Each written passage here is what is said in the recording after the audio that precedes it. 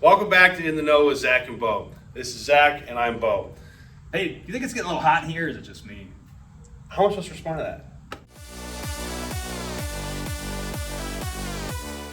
Anyways, we're here to talk about heat shrink today, Zach, and I think we've got a couple different things in front of us, right? We're looking today at our UFC 2B. It's one of our most popular splice kits. We got some UF cable, we got our heat shrink torch, part number HST-T1.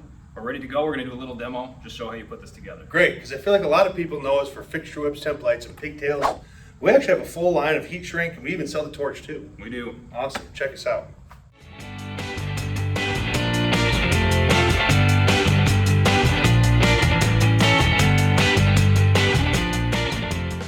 We're going to get started with our heat shrink torch, part number HST-T1. All you got to do to turn it on is loosen up this, turn your gas on, and hit the igniter. Whoa, whoa, whoa, whoa. Safety first, Zach. Let me help you out. All right.